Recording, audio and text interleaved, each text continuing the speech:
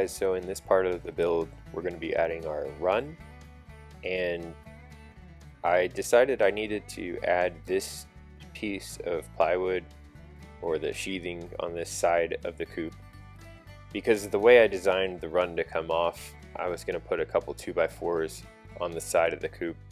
So this side had to be done even though I wasn't ready to sheathe the rest, just had to slap these up. So you'll see me add a couple 2x4s, and that's how I attach the rest of the run framing onto the main structure.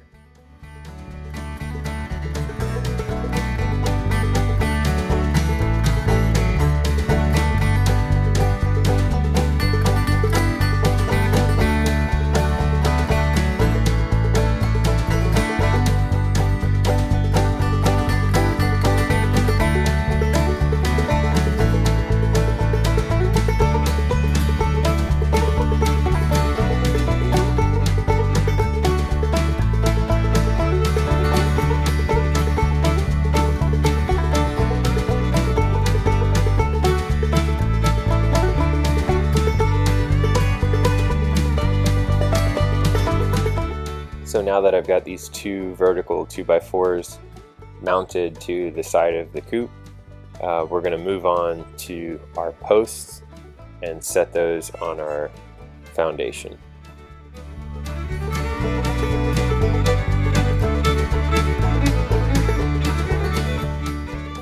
We're just trying to clock this so it's not like that. We want it to be parallel with this string.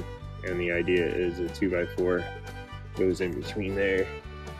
You can see I'm like, yeah, it's really close from all the work we did before. This way good. Before I tighten this post bracket down, and then we can check length again too, because it can move this way a little bit as well. And then we'll adjust that one too. We can tighten all these down. But this way we're checking right here. Mostly to make sure this 2x4 fits, because they're going to span in between.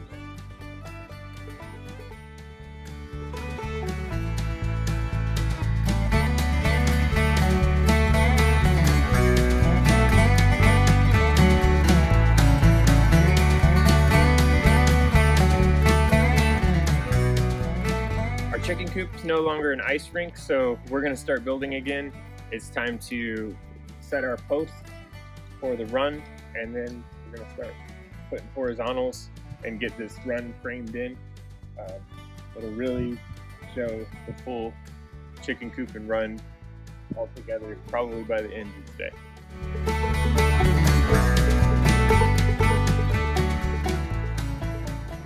So unfortunately, with standing posts like this, there's just not really a good way around it. You gotta brace each one. So all four of these posts are gonna get two 2x4s and stakes and screws just to get them plumb, and then we can go ahead and mount them to their post base and frame some horizontals to them. But can't really work around this. Gotta really get them supported. No way to do multiple things at once with lumber this big high up in the air.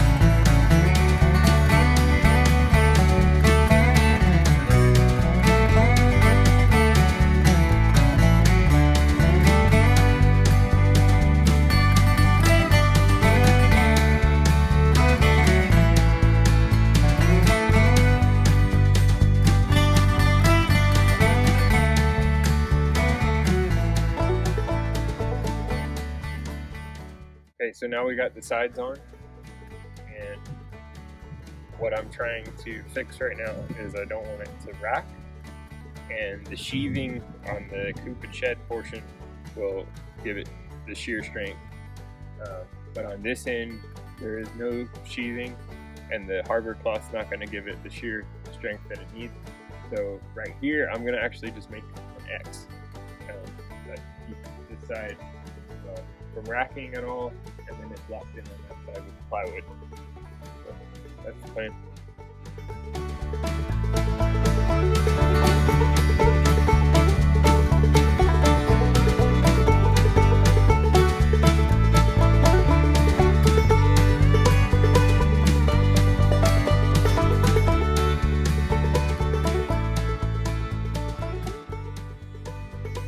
So here I'm realizing it's just going to be easier to go ahead and cut the top of the post off right now.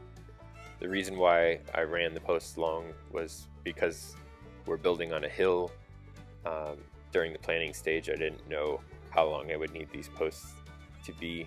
There was going to be no way to know how long exactly each individual one would need to be. So I was going to run them long to begin with, but I just bought some 12 footers, not knowing what I was going to need, and just zipping off the tops here now. So now I'm just adding horizontal across the ends here. I'm going to come back and create the X. I've decided to make a lap joint in the middle of the X, make it nice and strong.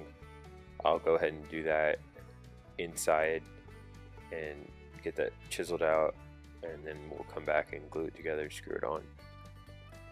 And here we were just removing as much bracing as we could just to create more workspace, but we still needed to keep some bracing to keep all this integral.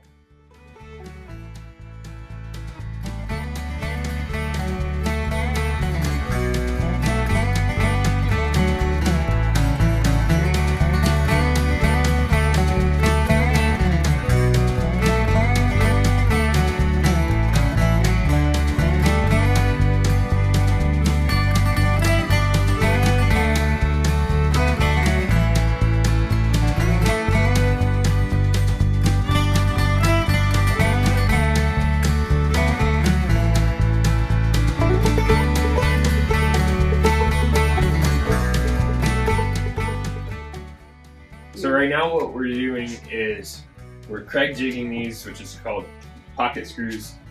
It's creating a spot where these screws will come out in the middle of this board into the next one, and you can just have the boards be flush to each other instead of overlap and screw through. And the reason we're going through this step is on our run, we have to break it up into 4-foot sections so that we have a surface to staple to with the hardware cloth. We're doing 1/2 inch by 1/2 inch PVC coated or vinyl coated something hardware cloth. We're stapling it on, and it's 4 foot wide. I think we got 100-foot roll. But if we take those 4 foot and we go vertical, we need to create a member that we can staple to. So everything's going to be divided up into 4-foot sections. That's what this is for. It'll make a little bit more sense when we show you. We can insert a clip here to show you what these are going to be doing. If you're going to be doing a repetitive task like this, it's nice to just make a jig real quick. For a Craig jig on a 2x4, you have to stand it back from the edge 1.25 inches, and so we just made a little 1.25 inch block with 2 little marks, and Carly's just transferring that onto all of our 2x4s so that we can just lay this little jig, give it a clamp, and then drill each hole.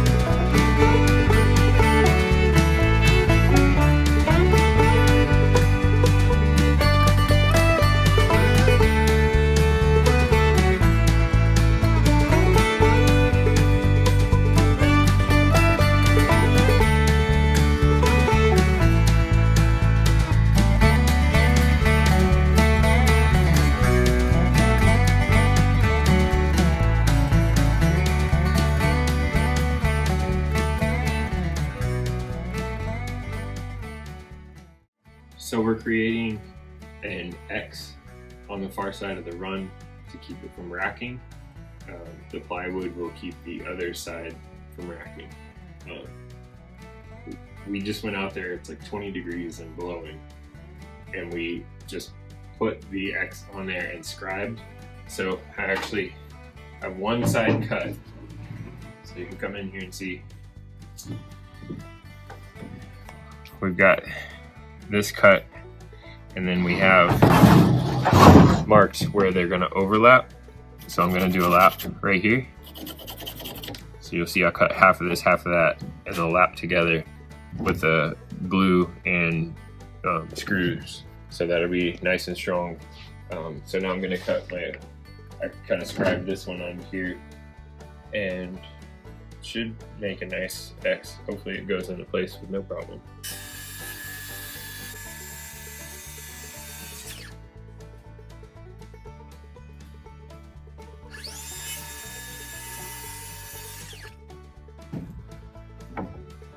So to make this lap joint, I'm gonna cut half the material out of each.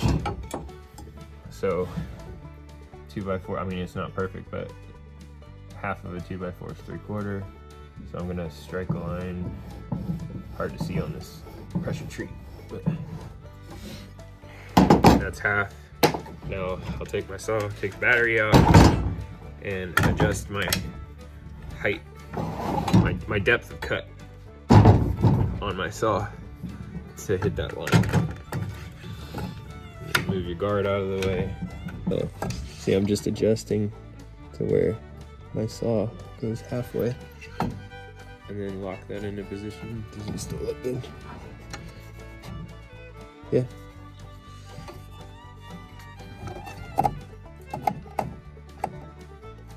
You get a blade. If you have it like this, it's kind of hard to tell, but if you get a blade at the deepest part of the cut, then you can tell by that tip that you're good. Make sure you're locked down real good so it doesn't move during this whole process. Yep.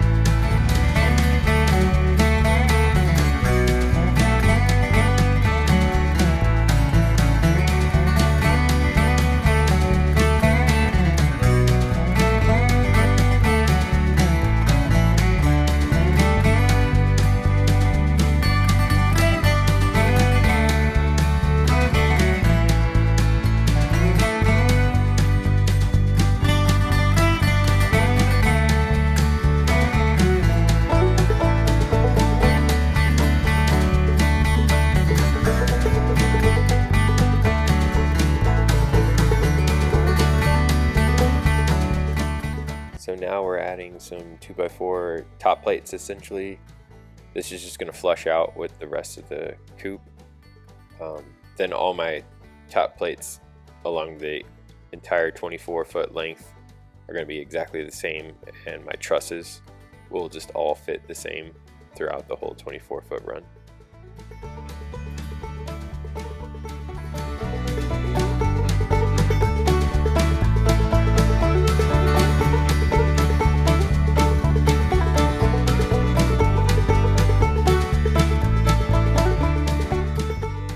So now we're installing the vertical members that break it into 4-foot sections for our hardware cloth.